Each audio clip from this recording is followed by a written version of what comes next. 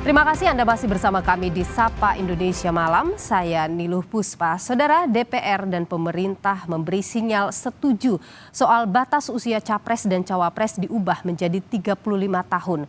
Wakil Komisi 3 DPR Habibur Rahman menilai setiap warga negara berhak berpartisipasi dalam pemerintahan. Partai Gerindra memberi sinyal setuju dengan batas usia capres-cawapres menjadi minimal 35 tahun. Gerindra mengklaim perubahan ini akan menguntungkan generasi muda. Wakil Ketua Umum Gerindra Habibur Rahman menilai setiap warga negara berhak berpartisipasi dalam pemerintahan. Habib membantah perubahan ini terkait isu putra Presiden Jokowi, Gibran Rakabuming Raka, yang digadang-gadang akan maju sebagai bakal cawapres di 2024. Sepakat saja apabila ada pihak yang ingin mengajukan uji materi merubah syarat usia capres-cawapres menjadi 35 tahun dari sebelumnya 40 tahun. Kenapa?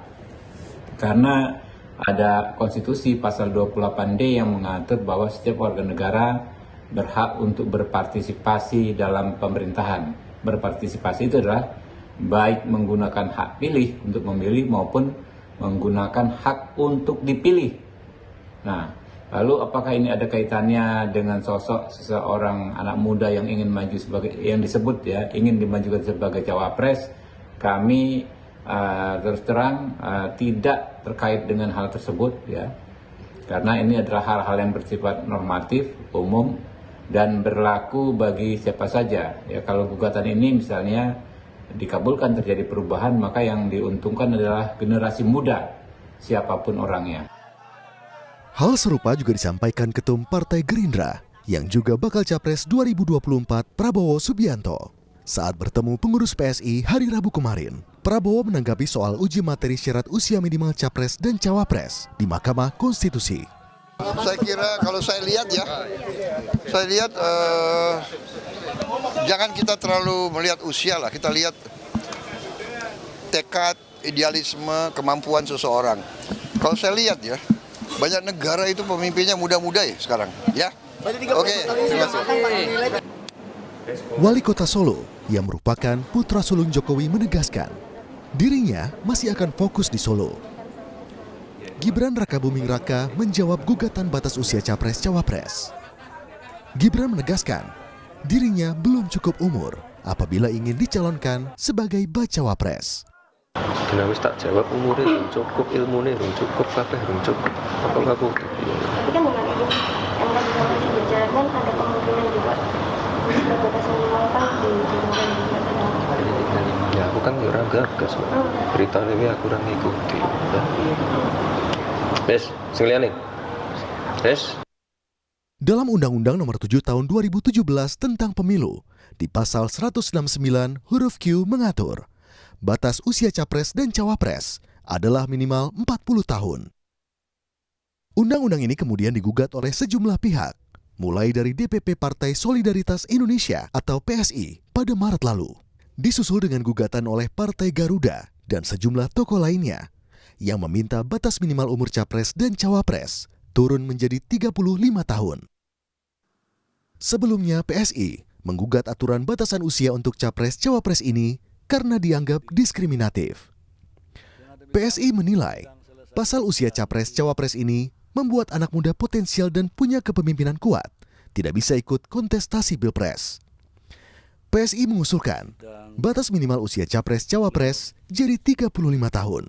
Pasal ini jelas diskriminatif karena bikin anak muda potensial dan punya kepemimpinan kuat nggak bisa maju jadi capres dan cawapres hanya karena belum 40 tahun. Kenapa sih capres dan cawapres harus berusia minimal 40 tahun? Emang orang di bawah 40 tahun pasti belum matang dan otomatis nggak layak memimpin Indonesia? Rasanya enggak deh. Sultan Syahrir menjadi Perdana Menteri pertama di Indonesia sekaligus Perdana Menteri termuda di dunia saat itu. Ia juga merangkap sebagai Menteri Dalam Negeri dan Menteri Luar Negeri. Berapa usia Sultan Syahrir kala itu? 36 tahun, sis dan bro.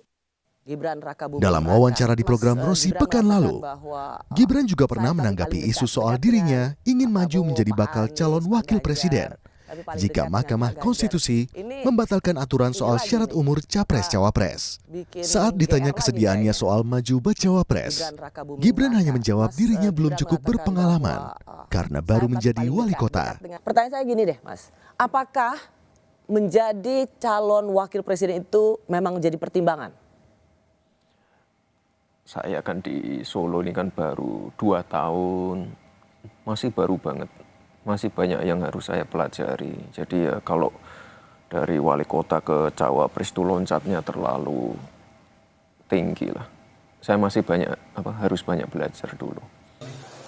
Pengajuan uji materi batas minimal usia Capres-Cawapres ini santer disebut bertalian dengan isu Gibran yang didukung maju jadi cawapres pada Pilpres 2024. Padahal, usia Gibran saat pelaksanaan Pilpres itu belum memenuhi syarat yang ditetapkan Undang-Undang Pemilu, yakni 40 tahun. Gibran lahir pada Oktober 1987. Saat ini masih berusia 35 tahun. Sehingga ketika masa pendaftaran hingga pencoblosan Pilpres mendatang, usianya belum memenuhi syarat.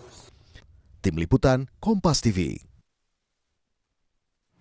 Benarkah gugatan batas usia minimal Capres-Cawapres ke MK semata untuk membuka peluang generasi muda atau ada unsur lainnya? Kita bahas bersama Wakil Ketua Umum Gerindra Habibur Rahman yang juga menjabat Wakil Ketua Komisi 3 DPR. Dan juga ada Bivitri Susanti, pengamat hukum tata negara. Selamat petang Mbak Bivitri, selamat petang juga Bung Habibur Rahman, sehat selalu. Ya, ya, saya ingin ke Bung Habibur Rahman dulu. Jadi soal Gerindra ini kan menyatakan sinyal setuju ya dengan gugatan ini. Bahkan Pak Prabowo itu juga mengatakan setuju kalau ada pemimpin muda dan juga soal gugatan ke MK ini. Apakah ini terkait dengan sosok Gibran atau memang ada alasan yang lain? ya saya perlu terangkan dulu soal dua kapasitas saya ya terkait masalah ini. Pertama, kapasitas saya kemarin ketika menghadiri sidang di Mahkamah Konstitusi adalah sebagai tim kuasa DPR di MK. Ya, kami ada 9 orang plus 5 pimpinan Komisi 3 ya. Selama ini memang mewakili DPR dalam setiap perkara uji materi undang-undang di MK termasuk undang-undang ini.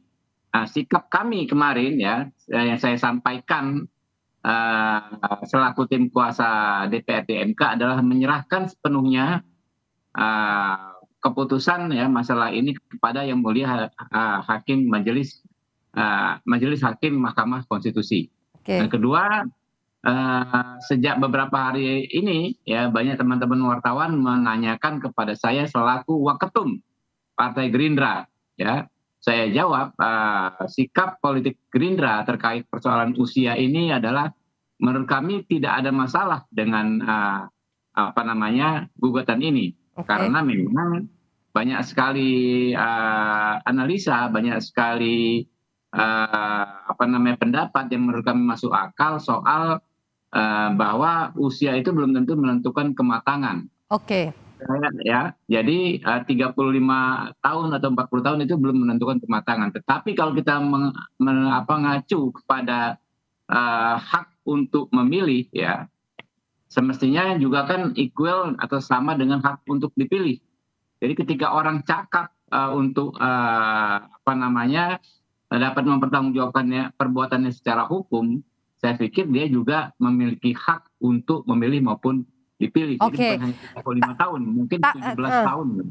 Tapi kenapa baru sekarang begitu setelah ada isu-isu soal Gibran? Nah itu dia, kenapa kawan-kawan baru menanyakan sekarang, ya kan karena kan ini ada momentum, ada pihak yang mengajukan uji materi. Oke. Ya tadi udah disampaikan ada PSI, ada Emil Dardak, ada beberapa individu, ada Partai Garuda. Dan kami memiliki, ya kebetulan kami di DPR, memiliki kewajiban untuk menyampaikan pendapat. Oke, tapi bukan karena soal Gibran ini ya, Bung Habibur Rahman. Ya, jadi putusan MK ini mengikat berupa sebuah norma yang mengikat semua orang, ya. Oke. Tidak bicara satu atau dua orang. Baik, saya tahan di sana. Saya ingin ke Mbak Bivitri. Ini kan kalau kita bicara soal batas usia untuk capres cawapres ini kan pasti sudah dipikirkan dengan matang, landasan hukumnya ada begitu. Tapi kemudian sekarang ada gugatan seperti ini. Anda melihat bagaimana Mbak Bivitri gugatan soal batas usia ini? Ya, tentu saja dalam permohonannya tidak akan ada nama Gibran atau siapapun gitu ya. Tapi kan kita harus mengaitkannya dengan beberapa fakta, Mbak Niluh. Pertama, tadi Mbak Niluh sudah menanyakan hal yang tepat. Kenapa sekarang? Karena begini, kalau memang Komisi 3 DPR setuju, ya mari setuju maksudnya untuk menaikkan supaya anak muda semua maju, kan harusnya ada politik hukum untuk menyisir semua jabatan, boleh juga elected, boleh juga unelected, supaya mundur semua. Tapi ini nyatanya untuk jabatan hakim MK saja dinaikkan 55 dan sekarang minta dinaikkan lagi jadi 60. Jadi pandangannya tidak seimbang. Dan kemudian kalau dikatakan orang yang punya hak pilih harusnya juga punya hak untuk dipilih, saya kira logika itu tidak bisa ditempelkan secara serta-merta.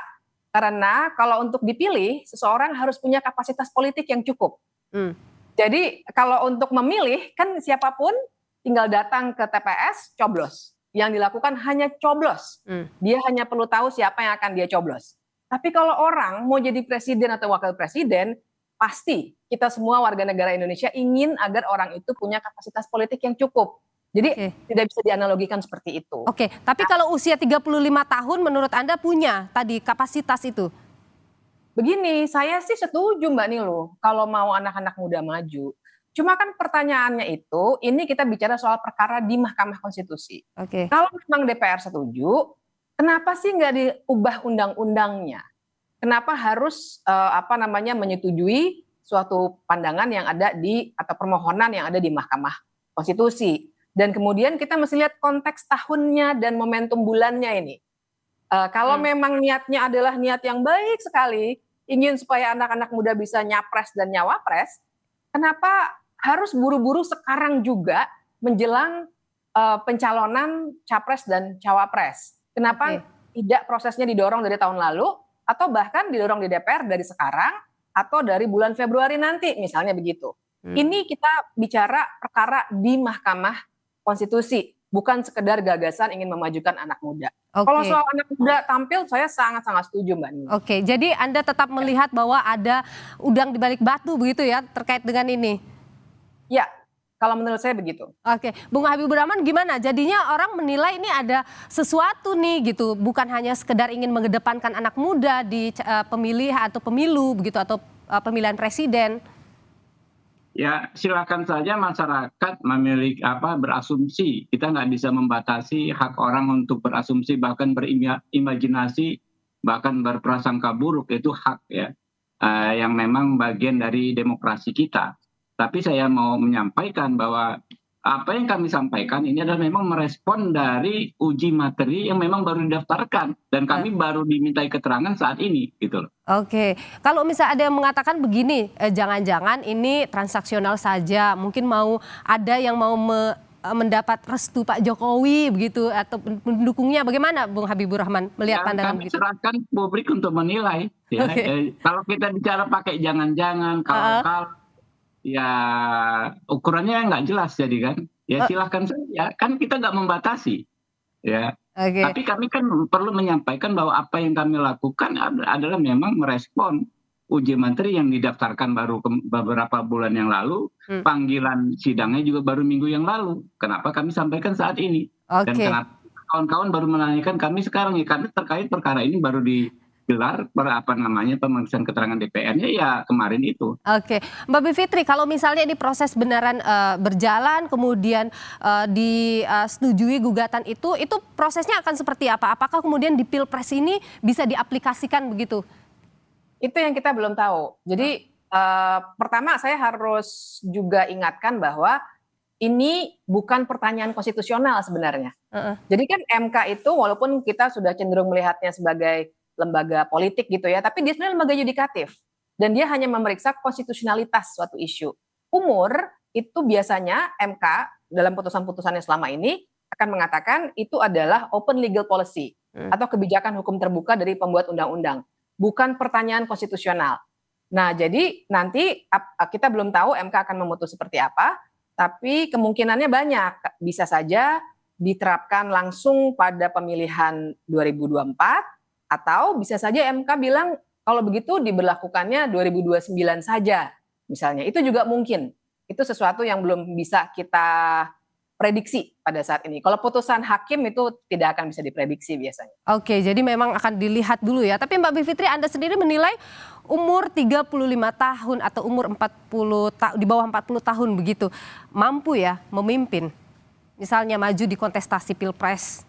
Kalau saya sih nggak mau lihat umur ya Mbak Niluh. Saya mau lihat kemampuan politiknya. Seperti misalnya tadi Gibran diwawancara dengan Rossi bilang, oh saya kan baru 2 tahun nih latihan memimpin, misalnya begitu. Itu salah satu ukuran menurut saya yang bisa kita lihat, bukan bukan soal usia begitu ya pada intinya. Terima kasih Mbak Bivitri Susanti, pengamat hukum tata negara. Terima kasih juga Bung Habibur Rahman, Wakil Ketua Umum Partai Gerindra yang juga adalah Wakil Ketua Komisi 3 DPR RI. Terima kasih sudah memberikan pandangan di Sapa Indonesia Malam.